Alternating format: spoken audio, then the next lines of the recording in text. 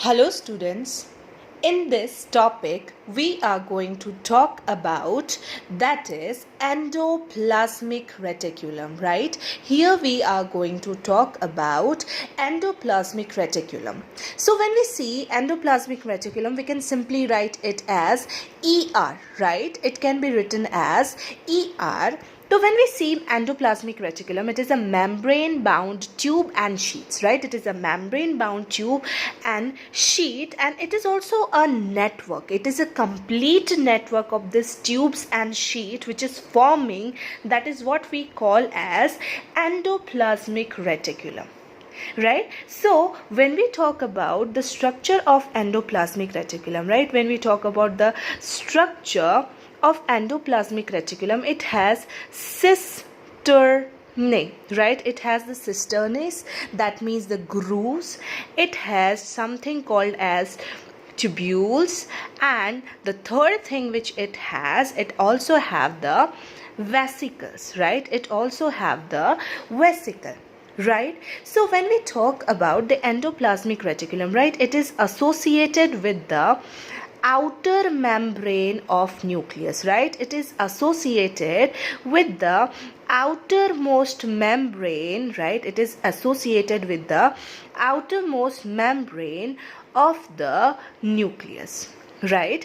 This is the nucleus, right? It is associated with the outer membrane of the nucleus, and some of the endoplasmic reticulum which is near to that of the nucleus, they have some small rough beaded granule kind of things present onto them, and these granules are called as ribosomes, right? That is called as ribosomes, and these ribosomes are important for the formation of protein. So because of this, it gives a rough appearance to that of the endoplasmic reticulum, and therefore this type of endoplasmic reticulum is called as rough ER or endoplasmic reticulum, right? Whereas when we talk about the second half, that is the another endoplasmic reticulum which do not have any ribosomes onto it, which do not have any ribosomes on the wall, it is considered to be as the smooth endoplasmic reticulum, right? So based on the presence and absence of ribosomes, we have basically we have endoplasmic reticulum which is of two types. One is called as rough endoplasmic reticulum, and the another one, that is what we have, that is smooth endoplasmic reticulum. Rough endoplasmic reticulum is because of the appearance, because of the rough appearance, the presence of ribosomes, right? Ribosomes which are present onto it, and therefore it is giving a rough appearance. And here on the smooth endoplasmic reticulum, there is no ribosome present.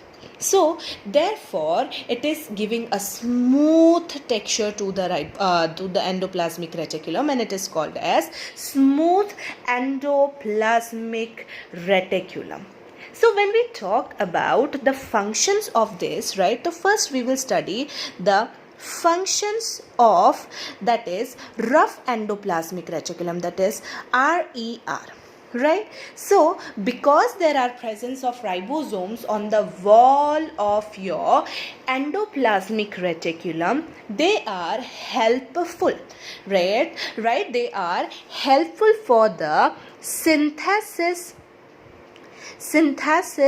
of protein. They are helpful for the synthesis of protein, and also they will help in protein folding. Protein folding means they will help in the, right, they will help in the modification, right? Sorry, that is folding, right? They will help in the protein folding. That means whenever we have a protein is a linear means it is in a straight line, but it is important to get them folded, twisted and turned to make it effective and active for the function. So this work is also done by the rough endoplasmic reticulum. Now, when we move for the smooth endoplasmic reticulum, as it does not have the ribosomes, only thing it helps in the synthesis of lipids.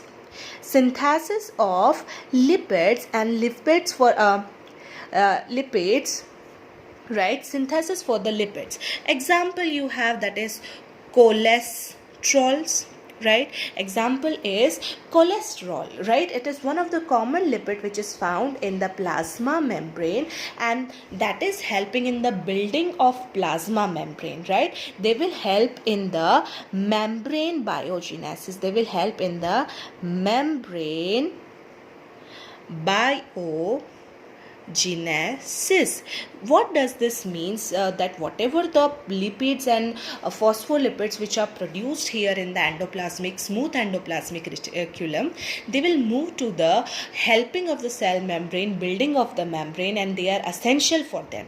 So that is what we called as membrane biogenesis. They will help for the membrane biogenesis, and even it helps in the formation of some enzymes, right? It can help in the formation of some enzymes and also some hormones, right? Hormones which are made in our body.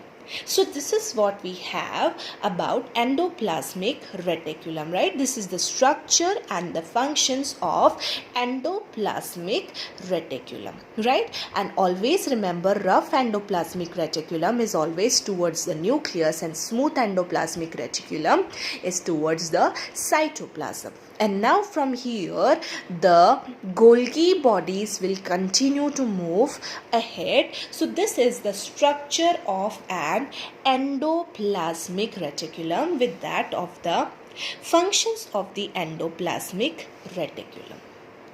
Thank you.